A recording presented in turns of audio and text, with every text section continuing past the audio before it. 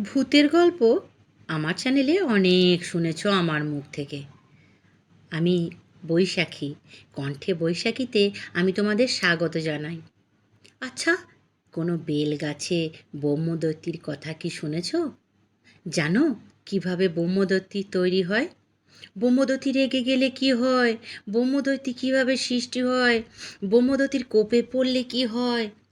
তোমরা যদি জানতে চাও তাহলে কিন্তু আমার সঙ্গে থাকো। আমি কণ্ঠে বৈশাখী তোমাদের আমার চ্যানেলে স্বাগত জানাচ্ছি। অনেক দিন আগেকার কথা বলছি। হাওড়া জেলার শিবানীপুরে বৈকুণ্ঠ বাণুজ্যে নামে এক মহাশয় ব্যক্তি থাকতেন। বাণুজ্যে মানে জানো তো? ব্যানার্জি বন্দ্যোপাধ্যায় টাইটেল, ব্রাহ্মণ। তিনি ছিলেন অগাধ সম্পত্তির মালিক।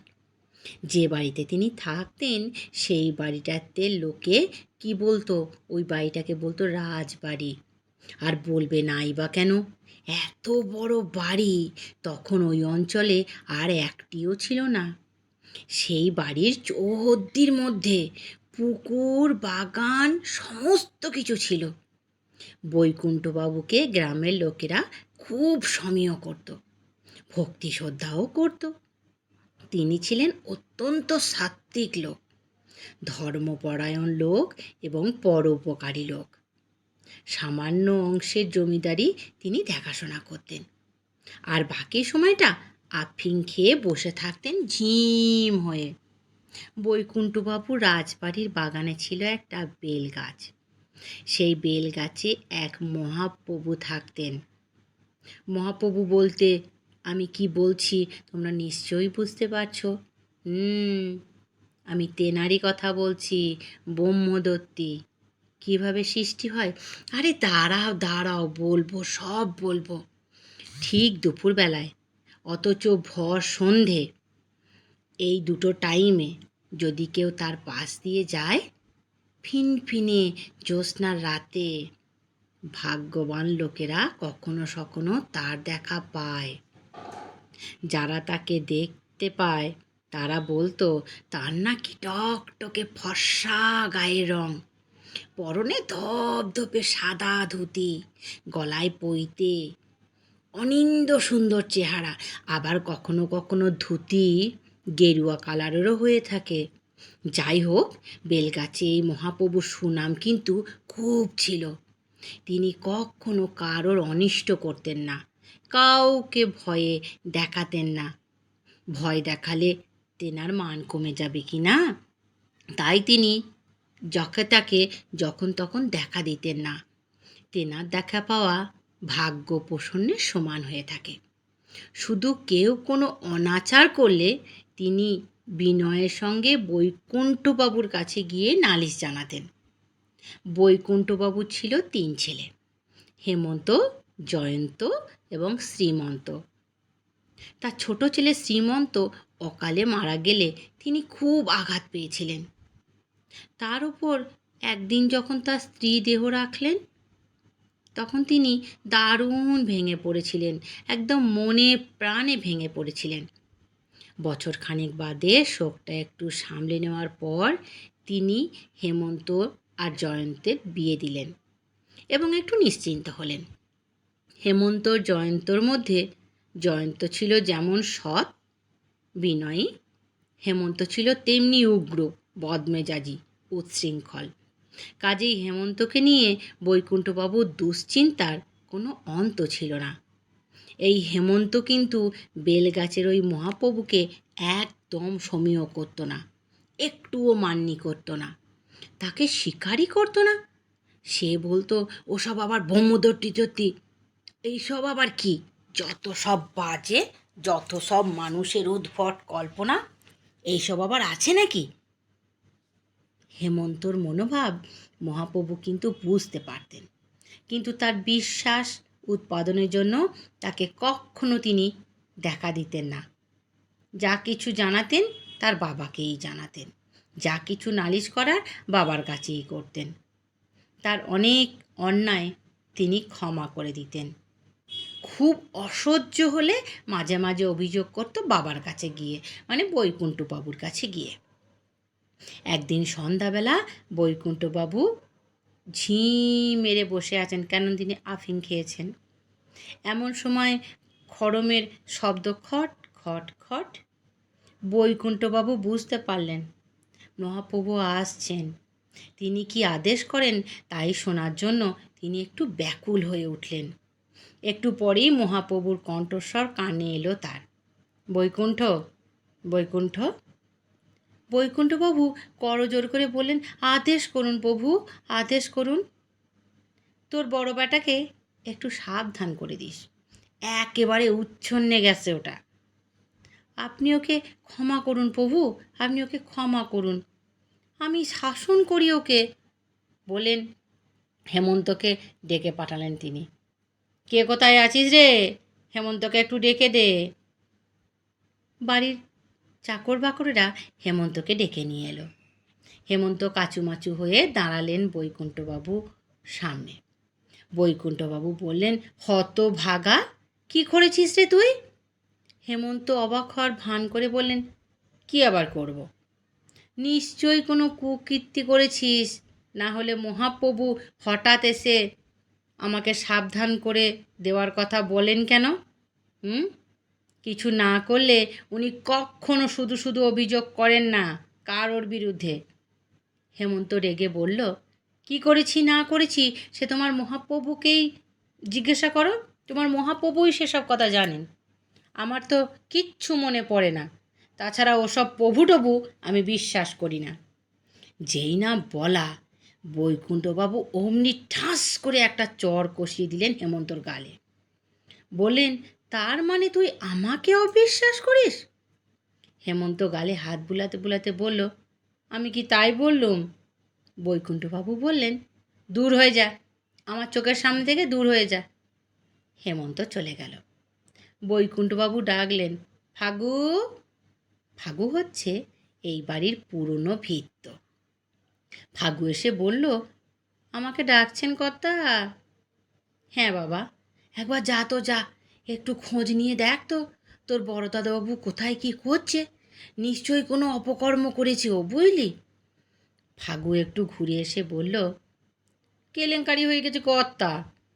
বড়বাবু আজ বন্ধু বান্ধবদের নিয়ে বাগানে মুরগি রেঁধে খেয়েছেন।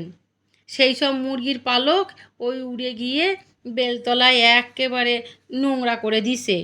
মুরগির পালক টালক উড়ে গিয়ে সব পড়ছে ওই বেল গাছের তলায়। শুনেই লাফিয়ে উঠলেন বৈকুণ্ঠবাবু, সে কি রে?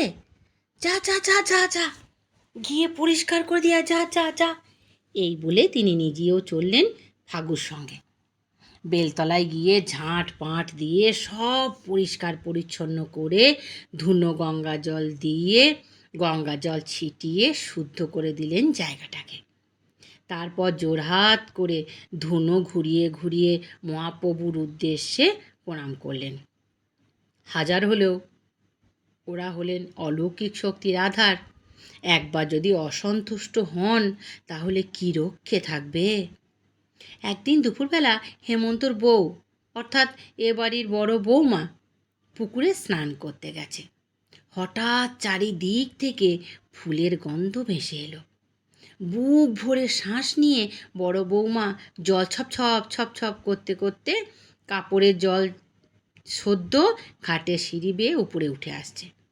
এমন সময় কে যেন বললেন, কাপড়টা একটু নিংড়ে নে মা, না হলে গায়ের জল ছিটকে লাগবে আমার, জানিস আমি বাল ব্রহ্মচারী। বড় বৌমা সর্বাঙ্গে কাঁটা দিয়ে উঠল। ভয়ে ভয়ে মুখ তুলে দেখল এক দিব্য পুরুষ খড়ম পায়ে ঘাটের সিঁড়ি বেয়ে প্রশান্ত বদনে নেমে আসছে। তবে দৃষ্টি তার বৌমার দিকে নয়, পুকুরের জলের দিকে। বড় বৌমা অত্যন্ত বুদ্ধিমতী মেয়ে, তাই সে মহাপ্রভুকে চিনতে ভুল করল না। তাড়াতাড়ি কাপড় নিংড়ে ভয়ে কাঠ হয়ে দাঁড়িয়ে রইল। মহাপ্রভুও থমকে দাঁড়ালেন। বললেন, ভয় পেলি মা? ভয় কি? তুই না মনে মনে আমাকে দেখতে চেয়েছিলি? সন্ধেবেলায় দেখলে যদি ভয় পাস, তাই দুপুরে দেখা দিলাম। যা, চলে যা। বড় বৌমা অবাক হয়ে চেয়ে রইল মহাপ্রভুর দিকে। মহাপ্রভু জ্যোতির্ময় রূপ দেখে স্তব্ধ হয়ে গেল বড় বৌমা। এই নাকি ব্রহ্মদৈত্যী! ওরে বাবা, এ মানুষ নাকি দেবতা? অথচ মানুষের মতো চেহারা, কিন্তু একটু ছায়া ছায়া, যেন আয়নায় ছবির মতো, যাকে ধরা বা ছোঁয়া যায় না। বড় বৌমাকে এইভাবে অপলকে চেয়ে থাকতে দেখে মহাপ্রভু বললেন, বেশিক্ষণ দেখিস না মা, পিছন ফিরে আর তাকাস না, তাহলে আমি যখন মিলিয়ে যাব তখন দারুণ ভয় পেয়ে যাবি। বড় বৌমা আর কোনো দিকে না তাকিয়ে তাড়াতাড়ি ঘরে চলে এলো। এসে হেমন্তকে বলল, তুমি যে বলো মহাপ্রভু টবু কিচ্ছু নেই, নেই মানে ওসব মিথ্যা কথা তুমি যে বলো, আমি আজ নিজের চোখে দেখেছি তাকে। শুধু দেখেছি তাই নয়, তার সঙ্গে কথাও বলেছি। ও মা! হেমন্তর সঙ্গে সঙ্গে তাই নাকি, তাই নাকি, সত্যি বলছো? হেমন্ত একটু বিদ্রূপ করে বলল, এসব আবোল তাবোল বললে কি হবে বলো তো? যেদিন আমি দেখবে গাছটা কেটে দেবো, সেদিন আবোল তাবোল এসব কথা তোমার বেরিয়ে যাবে যত সব। বড় বৌমা সব ভয়ে বলল, না না না না, শোনো শোনো, ও কাজ তুমি করো না, তোমার দুটি পায়ে পড়ি। সেদিন থেকে বড় বৌমা মনে মনে মহাপ্রভুকে দারুণ ভক্তি করতে লাগলো।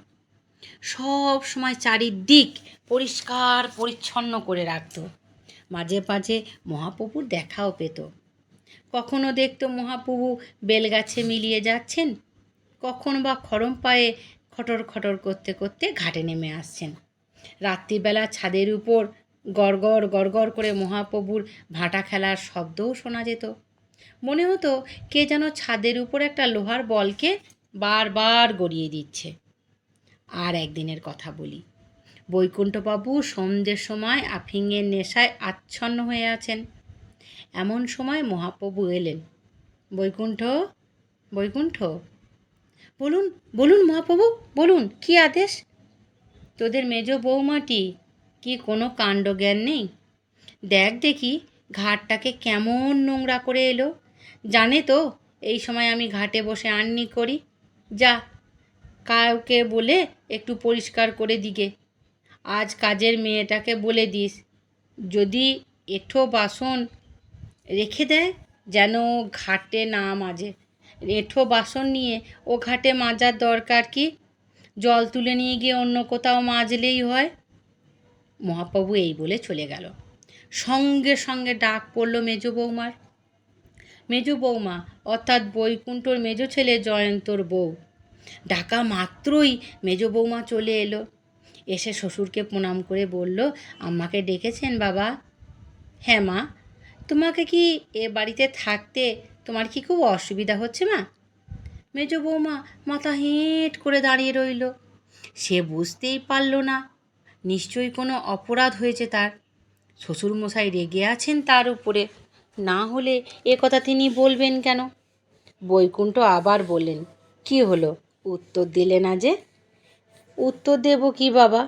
মেজ বৌমার তখন গলা শুকিয়ে উঠেছে। বৈকুণ্ঠ এমনিতে ভালো মানুষ হলেও রাগলে তিনি কারও নন। মেজ বৌমা বলল, আমি কি কোনো অন্যায় করেছি বাবা? বৈকুণ্ঠবাবু কঠিন গলায় বললেন, তুমি ঘাটে গিয়েছিলে? মেজ বৌমা চমকে উঠে জিভ কেটে বলল, হ্যাঁ বাবা। আমি বারবার বলেছি ঘাট সব সময় পরিষ্কার রাখবে। বড় বৌমাকে দেখেও কি শিখতে পারো না? যাও, এক্ষুনি গিয়ে ঘাট পরিষ্কার করে এসো, যাও। মেজ বৌমা কাঁপা কাঁপা গলায় বলল, আমার ভয় করছে বাবা, আপনি একটু ফাগুকে বলুন না। ভয় কি? যাও, কিচ্ছু বলবেন না উনি, যাও। ততক্ষণে বড় বৌমা চলে গেছে। গিয়ে নিজের হাতে ঘাট পরিষ্কার করে দিয়ে খড়ম খটখটিয়ে নেমে গেলেন মহাপ্রভু। বড় বৌমা তাও দেখল। বড় বৌমা যে ঘাট পরিষ্কার করে সুন্দর করে জল দিয়ে পুরো ঘাটটা ধুয়ে দিয়ে গঙ্গা জল ছিটিয়ে দিল, সেটাও দেখল মহাপ্রভু। কথাটা উঠল হেমন্তর কানে। বদমেজাজি হেমন্ত রেগে বলল, তোমরা কি ভেবেছো বলো তো? যত সব আজগুবি ব্যাপার নিয়ে মাতামাতি করছো বাড়ি শুদ্ধ লোক। আসলে বাবা নোংরা একদম দেখতে পারেন না, তাই নিজের আদেশটা মহাপ্রভুর নাম দিয়ে এইভাবে চালান। আর তোমরা তাই বিশ্বাস করছো? বড় বৌমা বলল, না না না, আমরা বাড়ির শুদ্ধ লোক মোটেই আজগুবি ব্যাপার নিয়ে মাতামাতি করছি না। তুমি বিশ্বাস করো আর নাই করো, আমরা করি। আমি নিজের চোখে তাকে দেখেছি, একবার নয় বহুবার দেখেছি, একাধিকবার দেখেছি। তিনি কথা বলেছেন আমার সাথে, অতএব তুমি চুপ করে থাকো। হেমন্ত বলল, তিনি যদি আছেন তবে আমি কেন এত অবিশ্বাস করেও তার দেখা পাই না?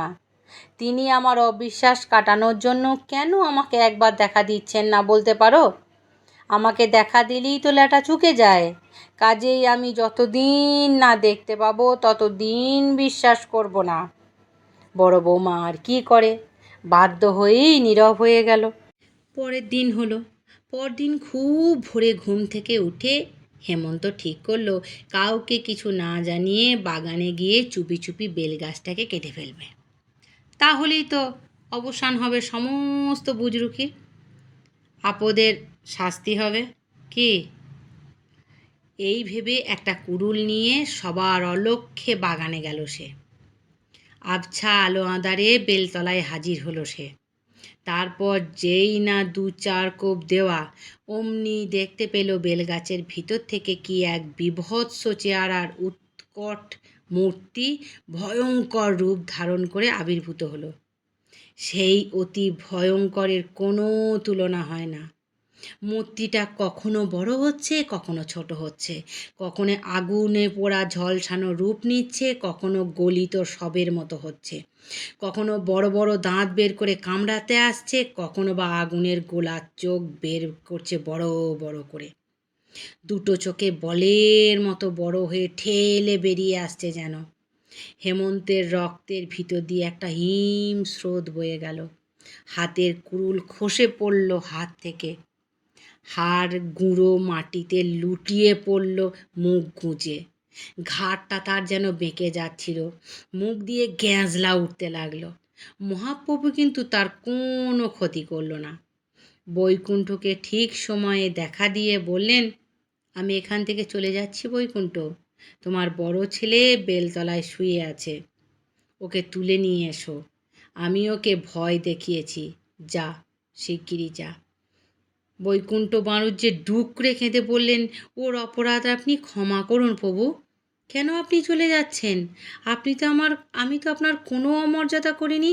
আমি কি আপনার কোনো অমর্যাদা করেছি? আমার ছেলের জন্য আপনি আমাকে ছেড়ে যাচ্ছেন? তা করিনি, তোর ছেলের জন্য তোকে আমি কিছু করিনি। তবে তোর ছেলে গাছটাকে এমনভাবে কুপিয়েছে যে গাছটা হলে একদম আর কোনো অবস্থাতেই গাছটা আর বেঁচে থাকবে না। গাছটা হেলে পড়েছে একেবারে, একটু জোরে হাওয়া দিলেই পড়ে যাবে। এমনভাবে তোর ছেলে গাছটা কুড়ুল দিয়ে কেটে দিয়েছে। ও গাছে কি করে থাকবো বল? তাছাড়া তোরও তো দিন শেষ হয়ে এলো, সামনে মহাষ্টমীর দিন যেতে হবে তোকে। এই বলে মহাপ্রভু চলে গেলেন। খবর পেয়ে সংজ্ঞাজ্ঞানহীন হেমন্তকে সকলে মিলে ধরাধরি করে ঘরে নিয়ে এলো। এরপর থেকে কী রকম যেন হয়ে গেল হেমন্ত। সামান্য একটু মাথার গোলমালও দেখা দিল তার। বৈকুণ্ঠ বাণুজ্যও সে বছর মহাষ্টমীর দিন সন্ধ্যা পূজা অন্তে দেহ রক্ষা করলেন। মহাপ্রভুর কৃপালাভ থেকে বঞ্চিত হওয়ার ফলেই হোক বা যে কোনো কারণেই হোক, শিবানীপুরের সেই সম্পত্তি হেমন্তরা রাখতে পারল না। ভাইয়ে ভাইয়ে মামলা, ভাইয়ে ভাইয়ে মোকদ্দমা করে একেবারে সর্বশান্ত হয়ে গেল তারা। সর্বশান্ত হওয়ার পর হেমন্ত সপরিবারে কাশী চলে গেল। জয়ন্তও চলে গেল শিলাখণ্ডে। সেখানে একটা ছোট্ট গ্রামে পড়ে রইল পিতৃপুরুষের ভিটে। সেখানে ধুনো গঙ্গা জল দেবার আর কেউ রইল না। শিবানীপুরে বাণুজ্যদের ভিটে এখন ঘুঘু চড়ে। বৈকুণ্ঠ বাণুজ্যের পুরনো বাড়ির ধ্বংসস্তূপে এখন আর কোনো মহাপ্রভুর আবির্ভাব ঘটেছে কি না তা অবশ্য কেউ আমরা জানি না। এর সঙ্গেই তোমাদের আর একটা গল্প আমি শোনাই। বিন্ধ্যাচলের কাছে শিবপুরা নামে একটি জায়গা আছে। শীতকালে অনেক বাঙালি স্বাস্থ্য উদ্ধারের জন্য সেখানে যায়। একবার হলো কি, আমি আর আমার এক বন্ধুর সঙ্গে শিবপুরাতে এলাম। আমার বন্ধুর নাম অজয়। ও প্রতি বছরই ও বাবা মা ভাই বোনেদের সঙ্গে নিয়ে এখানে আসে এবং মাসখানেক থেকে শরীর ভালো করে তারপরে যায়। এবছর একটু অসুবিধের কারণে ওর বাড়ির লোকেরা কেউ এলো না, তাই দুই বন্ধুতে আমরা চলে এলাম। শিবপুরাতে আসার আগে নগরদেওকে চিঠি লিখে ঘর বুক করে দিয়ে তবেই আসা হয়, কিন্তু এবারে সেসব কিছুই করা হয়নি। তাই নগরদেব অন্য চেঞ্জারদের ঘর দিয়ে ফেলেছে মাত্র 2 দিন আগে। এমন সময় আমরা গিয়ে হাজির হলাম। অজয়কে দেখেই তো জিভ কাটল নগরদেব। বলল, এ কি বাবু, আপনি? অজয় বলল, হ্যাঁ আমি। আমার ঘর কই? আমি তো এবারে আপনার কোনো চিঠি পাইনি। অন্যবারে আপনি মানি অর্ডারে টাকা পাঠিয়ে দেন, চিঠি দেন, কিন্তু এবারে সেসব কিছুই তো করেননি। আমি ভাবলাম আপনি যখন চিঠি দেননি, টাকা পাঠাননি, তাহলে আপনারা হয়তো কোনো অসুবিধায় পড়ে গেছেন, এবছর তাহলে আপনারা আসবেন না বেড়াতে। এই ভেবে আমি অন্য লোকেদের ঘর ভাড়া দিয়ে দিয়েছি। অজয় হেসে বলল, তোমার অনুমানই ঠিক। আমাদের খুবই অসুবিধা ছিল এবছর, তাই বাড়ির কেউ আসেনি। তবে কি না, আমার তো অসুবিধা কিছু নেই, সেই জন্য আমি এই বন্ধুটাকে নিয়ে চলে এলাম। এখন আমাদের থাকার একটু ব্যবস্থা করে দাও। নগরদেব বলল, অসম্ভব। এবছর এত বেশি লোকজন বেড়াতে এসছে যে তাদের এত ভিড় আছে, কোথাও কোনো জায়গায় একটা ঘর কোথাও খালি নেই। এবারে ম্যাক্সিমাম লোক এসেছে, প্রচুর মানে বেড়াতে এসেছে চেঞ্জার্সরা। তখন বললাম, কি হবে তাহলে আমাদের? ফিরে যাব আমরা? তখন নবদ্বীপ বলল, না না না, ফিরে যাবেন কেন? ব্যবস্থা একটা আমি ঠিকই করে দেবো। এখান থেকে 3 কিলোমিটার দূরে পাহাড়ের কোলে ঘনাপুরা নামে একটি গ্রাম আছে। তার জল হাওয়া এইখানকার থেকে আরও ভালো। আপনারা সেইখানে চলে যান। তবে কিনা ওখানে গেলে একটু অসুবিধা হবে আপনাদের, দোকান বাজার করতে কিন্তু এখানেই আসতে হবে। আর আর আবার কি বলে ফেলো, আর একটা অসুবিধা হবে, সন্ধে পর্যন্ত বাইরে থাকতে পারবেন না। আমি বললাম, কেন? বলে, ওখানে একটু বাঘের ভয় আছে। অজয় বলে, কুছ পরোয়া নেই, ঘনাপুরাতেই যাব আমরা। যাও, তার আগে আমাকে 10টা টাকা দিয়ে যান। আপনাদের জন্য দোকান বাজার তো করে নিয়ে যেতে হবে আমাকে, নাকি? আমি 10টা টাকা নগরদের হাতে দিতেই সে খুব খুশি হয়ে ছোট্টু নামে একটি ছেলে বা কিশোরী মেয়েকে, আমি মনে করেছিলাম ছোট্টু মানে ছেলে, কিন্তু ছোট্টু নামে একটা কিশোরী মেয়েকে আমাদের সঙ্গে দিল। ছোট্টু আমাদের সামান্য মালপত্র যা ছিল তার মাথায় নিয়ে চলল। আমাকে বলল, চলিয়ে বাবুজি। আমরা ছোট্টুকে অনুসরণ করে গ্রাম পথ ধরে পার্বত্য ঘনাপুরার দিকে চললাম। এই ঘনাপুরার উল্টো দিকেই হলো কালীকুঁয়ার বন। দুর্ধর্ষ সব ডাকাতের আস্তানা সেখানে। অনেকে কালীকুঁয়া, কালাকুঁয়া অনেক কিছু বলে থাকে। আমি যে সময়কার কথা বলছি, তখন এখানকার বনভূমি যে কীরকম নিবিড় ছিল তা এখানকার মানুষ কল্পনা করতে তো পারবেই, তারা তো দেখেছে, কিন্তু অন্য কোথাকার মানুষ কল্পনাতেও আনতে পারবে না এত নিবিড় ঘন বন। যে চোখে না দেখেছে সে ছাড়া কেউ বিশ্বাস করতে পারবে না। যেমন গভীর অরণ্য, তেমনি প্রাকৃতিক সৌন্দর্যতে ভরা। গাছের ডালে ডালে যেমন ময়ূরের বাহার ছিল, তেমনিই ছিল বাঁদরের উপদ্রব। যাই হোক, একসময় আমরা ছোট্টুর সঙ্গে ঘনাপুরায় এসে পৌঁছালাম। এইখানে ইংরেজ আমলে পরিত্যক্ত একটা কুটি বাড়ি ছিল, তারই একটি ঘরে আশ্রয় নিলাম আমরা। ঘরটা ধুলোয় একদম ভর্তি হয়ে আছে, কিন্তু হলে কি হয়, মিষ্টি মেয়ে ছোট্টু নিমেষের মধ্যে ঘর ঝাঁট ফাঁট দিয়ে মুছে ঝুল ঝেড়ে পরিষ্কার করে সুন্দর ঘরটাকে পরিপাটি করে দিল। তার সঙ্গে দুইজনে দুটো যে একটা খাটিয়া ছিল, ওই খাটিয়াটা ধুয়ে মুছে পরিষ্কার করে খাটিয়া পেতে সুন্দর পরিষ্কার পরিচ্ছন্ন করে বিছানা করে দিল। আমরা তার উপর বেডশিট বিছিয়ে সেটাকে আমাদের শোবার উপযোগী করে নিলাম। আমরা ততক্ষণ আশেপাশটা একটু ঘুরতে ঘুরতে সে সব পরিষ্কার পরিচ্ছন্ন ঝাঁটপাঁট দিয়ে ধুয়ে টুয়ে মুছে পরিষ্কার করে একদম চকাচক ঘর করে দিয়েছে। একটু পরেই নগরদেব এলো। চাল ডাল তেল নুন আলু আর আন্ডা নিয়ে এসেছে। চালের সেরা তখন 8 আনা, তেল 2.5 টাকা, আর 1 টাকায় 1 ডজন আন্ডা। 5 শিকে 1.5 টাকায় একটা গোটা মুরগি পাওয়া যেত। এখন কি কেউ ভাবতে পারবে, ভাবা যায় এসব কথা? রান্নার জন্য কেরোসিনের স্টোভে ভালো করে রান্না হয়। চাল অতটা ছিল না তখন, ঘরে ঘুঁটে কয়লার উনুন ছিল। আগেই বলেছি ঘুঁটে কয়লার উনুনে রান্না হতো। তো ঘুঁটে কয়লা উনুনে যে উনুনের মতো করে সব ইয়েগুলো সাজিয়ে, ঘুঁটে সাজিয়ে তার মধ্যে সুন্দর কাঠের ছোট ছোট টুকরো দিয়ে রান্না করা হতো। আমরা নগরদেবকে বললাম, সবেরই তো ব্যবস্থা হলো, এখন রান্না করার জন্য একটা কাউকে এনে দাও। নগরদেব বলল, কেন? ছোট্টুকে তো দিয়েছি, ওই সব ব্যবস্থা করে দেবে। সারাদিন ও আমাদের কাছাকাছিই থাকতো, শুধু রাতে চলে যেত ওর মায়ের কাছে।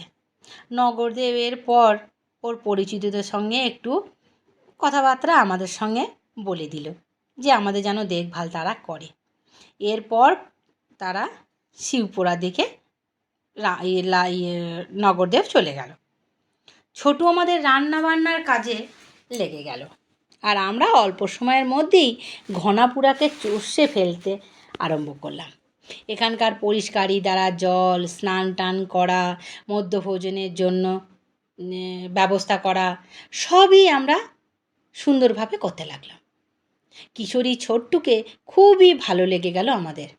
গায়ের রং একদম জামা কালোর মতো, ভাসা ভাসা চোখ দুটো কি সুন্দর, মুখখানা খুব ভালো। খুবই গরিবের মেয়ে।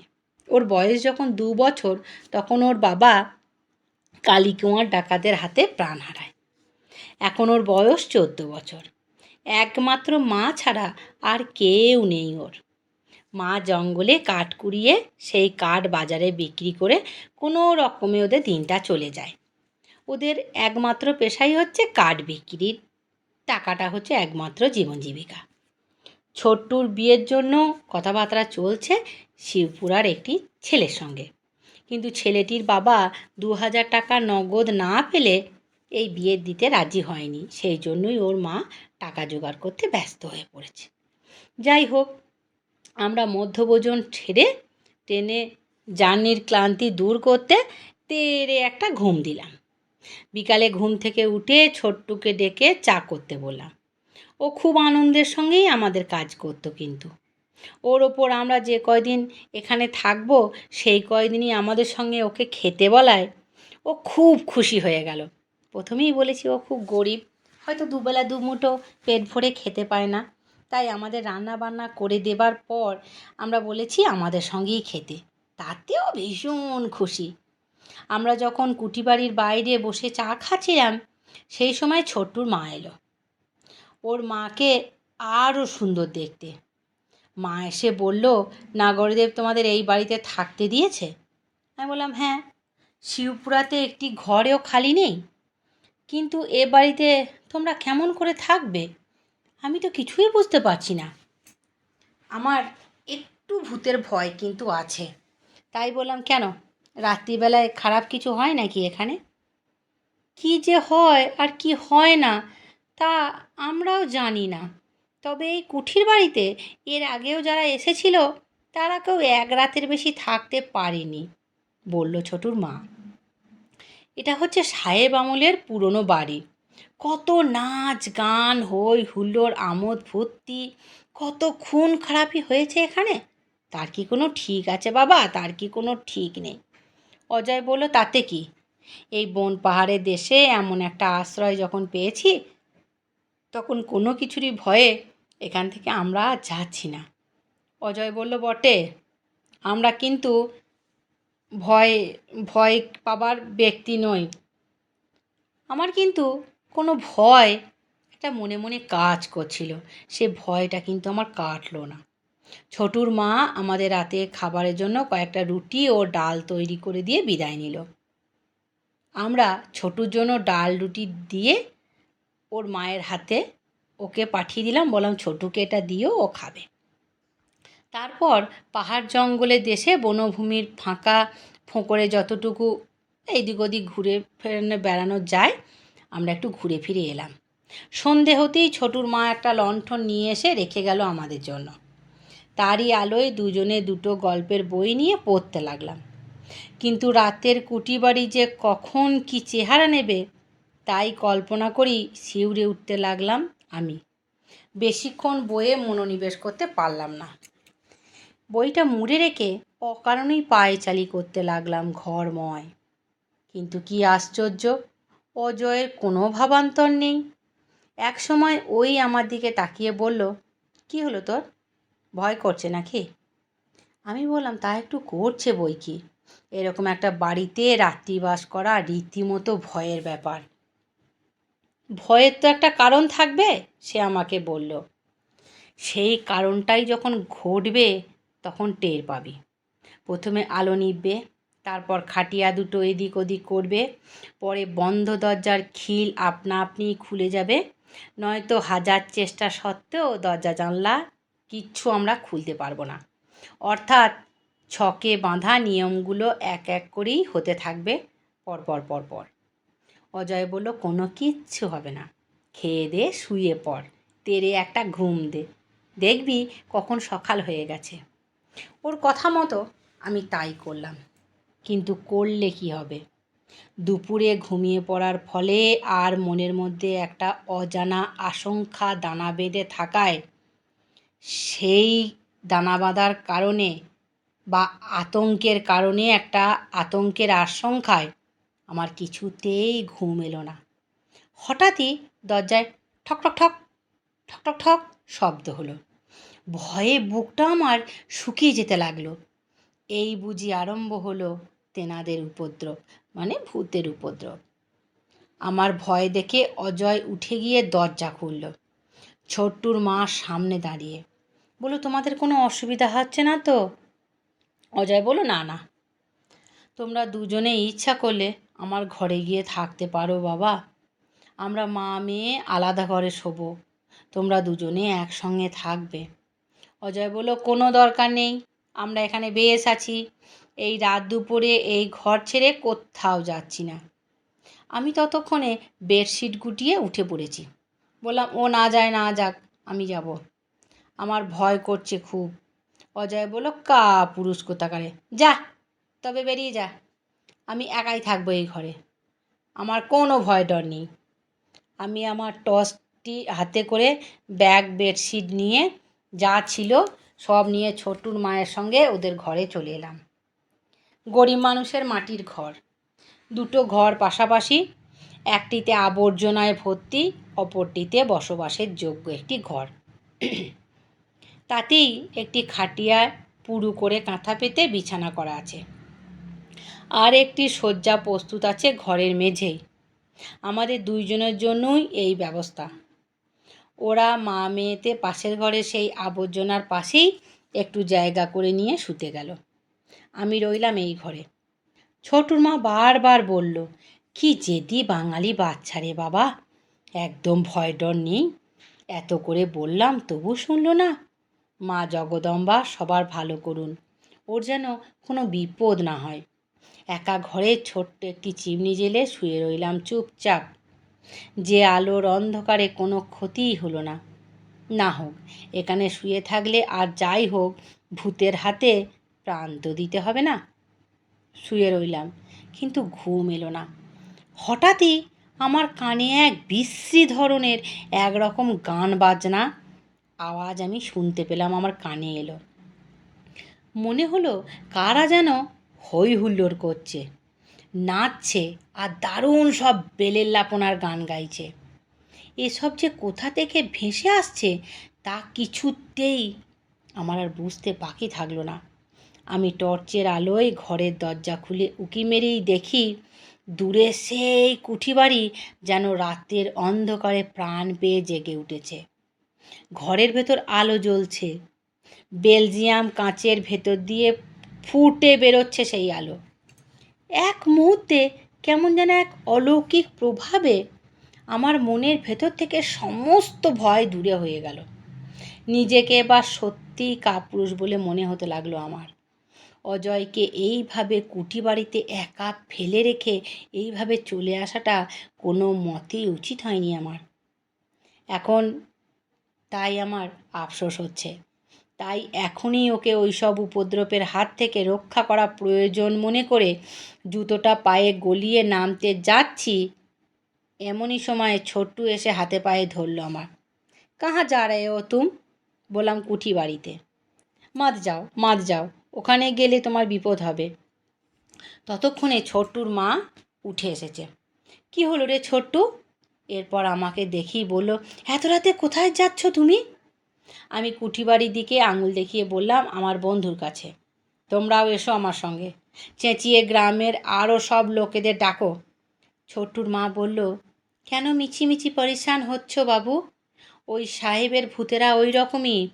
হঠাৎ করে ওই কুঠিবাড়িতে কোনো মেহমান এলে ওদের খুব আনন্দ হয় এবং তখনই ওসব আরম্ভ করে। সারা রাত ওই গান বাজনা চলবে ওদের। এই সময় কেউ বাধা দিতে গেলে ওরা ভীষণ রাগ করে। আর গ্রামের লোকেদের কথা বলছেন? হাজার ঢাকাঢাকি করলেও কেউ আসবে না, জেনে শুনে কেউ যাবে না ওখানে। আমি বললাম, এই রকম যখন ব্যাপার তখন আগে ভাগে আমাদের সতর্ক না করে ওই কুঠিবাড়িতে ঢুকিয়ে দেওয়া কোনো মতেই উচিত হয়নি লাগন দেওরের। কাল সকালে ও আসুক, তারপর যা বলার বলবো ওকে। নগরদেবের এটা করা কি ঠিক হয়েছে আমাদের সাথে? বলাই উচিত। গত 2 বছরের মধ্যে কেউ রাত কাটায়নি ও বাড়িতে, বলল ছোট্টুর মা। সেই জন্যই ওই মকা বুঝে তোমাদের ওই বাড়িতে ঢুকতে পেরেছে। ও না ওই বাড়িতে তোমাদের ঢুকিয়ে পরখ করে দেখতে চেয়েছিল উপদ্রবটা আগের মতোই আছে কি না। অথচ মজার ব্যাপার, দিনের বেলা আমরা ওই বাড়িতে ঢুকি বেরোই, কিন্তু কারোর কিচ্ছু হয় না। শুধু রাত্রিবাস করতে গেলেই যত বিপত্তি। কুঠিবাড়ির বেলেল্লাপনা তখন চরমে উঠেছে। নাচ গানের সঙ্গে চলছে হা হা হা হা হি হি হি হি, যত সব বিকট হাসি আর ফাজলামি। আমি সব ভয়কে জয় করে সাহসে বুক বেঁধে হনহন করে এগিয়ে চললাম কুঠিবাড়ির দিকে। ওর মা মেয়েতে অবাক বিস্ময়ে দেখতে লাগলো আমার চলে যাওয়া। কুঠিবাড়ির সামনে এসে একবার থমকে দাঁড়ালাম আমি। তারপর এগিয়ে গিয়ে দুম দুম করে লাথি মারলাম দরজায়। সঙ্গে সঙ্গে গান বাজনা সব থেমে গেল। আলো নিভে গেল ঘরের। আর কি হলো, দরজাটা 2 হাত হয়ে খুলে গেল। আমার সামনে এসে দাঁড়ালো কালো মুখো এক ফিরিঙ্গি সাহেব। কালো মুখো নয়, কুকুর মুখো। দরজাটা খোলার পর যে কালোটা ছিল সেটাই আমি কালো মনে করেছি, কিন্তু সে বিশ্রী তার চেহারা, তেমনি সাজ পোশাক, কিন্তু রংটা ধবধবে। রুদ্ধ সাহেব আমার দিকে তাকিয়ে কঠিন গলায় বলল, হোয়াট ডু ইউ ওয়ান্ট? আমি তখন ভীষণ রেগেছিলাম। বললাম, আই ওয়ান্ট টু ষষ্ঠী পুজো তোদের বাপের। Speak English bloody native. হ্যাঁ কি? Bloody native? শাট আপ অসভ্য ট্যাস ফিরিঙ্গির দল। তোদের বাপ ঠাকুরদা যেখানে আছে সবার নাম ঠিকানা একটা কাগজে লিখে দে, এখনই আমাকে দে। ফেরার পথে তোদের সবাইকে গয়ায় নিয়ে গিয়ে একটা একটা করে পিণ্ডি দিয়ে তোদের এই বাড়ি আমি ছাড়াবো। সাহেব আমার কথার মানে কি বুঝলো কে জানে। অন্ধকারে আরও অনেকগুলি ছায়ামূর্তি দাঁড়ালো এসে সাহেবের পেছনে। তাদের কাছ থেকে একটা কাগজে খসখস খসখস করে কতগুলো নাম লিখে আমার হাতে দিয়ে দিল। সাহেব দিয়ে বলল, গেট আউট। আমি বললাম, যাবো তো বটেই, না হলে এই রাত দুপুরে এখানে বসে কি তোদের কীর্তন শুনবো? তবে যাওয়ার আগে তোদের হাল কি করি দেখ। বলি সম্মোহিতের মতো দাঁড়িয়ে থাকা অজয়ের হাত ধরে টেনে ঘর থেকে বের করে আনলাম ওকে। তারপর ঘরের মধ্যে যে লণ্ঠনটা ছিল সেটা খাটিয়ার উপর কাত করে খানিকটা তেল ঢেলেই শিখা দিয়ে ধরিয়ে দিলাম আগুনটা। শুধু খাটিয়া নয়, সেই আগুনে জড়িয়ে দিলাম আশেপাশেও, সেই তেল ছিটিয়ে দিলাম আশেপাশে। সঙ্গে সঙ্গে ভেলকির খেলা, ইংরেজিতে অশ্রাব্য গালাগালি দিতে দিতে ছায়ামূর্তিগুলো জানলা দরজা গলে যে দিক দিয়ে পারল পালালো। লেলিহান অগ্নিশিখায় কুঠিবাড়ির পুড়ে ছাই।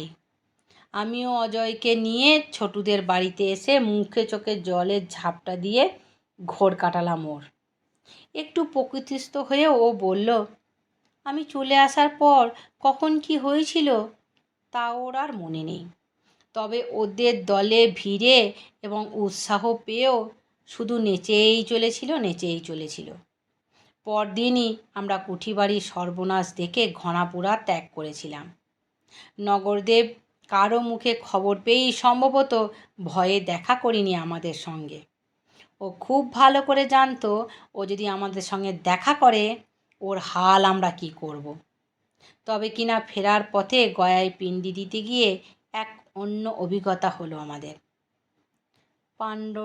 পাণ্ডবরা বলল, যারা পাণ্ডা ছিল তারা আমাদেরকে বলল, আমরা গুন্ডাগর্দি করি তো, মানুষ খুন করেছি, গুন্ডাগর্দিও করেছি, জ্যান্ত মানুষেরও পিণ্ডি দিয়েছি, জ্যান্ত মানুষের পিণ্ডিও চটকেছি, কিন্তু সাহেবের ভূতের পিণ্ডির মন্ত্র আমাদের কারও জানা নেই। তবে কি না আমাদের যেমন গয়া তেমনি ওদের হয়তো গোয়া। তা আপনারা একবার গোয়ায় গিয়ে খোঁজ খবর নিয়ে দেখতে পারেন। আমাদের বয়ে গেছে ওদের গোয়ায় যেতে, তাই গয়া থেকে বুদ্ধগয়া দেখে 2-1 দিনের মধ্যেই আমরা বাড়ি ফিরে এলাম। আমার গল্প যদি তোমাদের ভালো লেগে থাকে তাহলে আমার চ্যানেলটিকে সাবস্ক্রাইব করো আর নিজেদের নিকট আত্মীয়র সঙ্গে আমার এই গল্প শেয়ার করো। ভালো থেকো, সুস্থ থেকো, নমস্কার।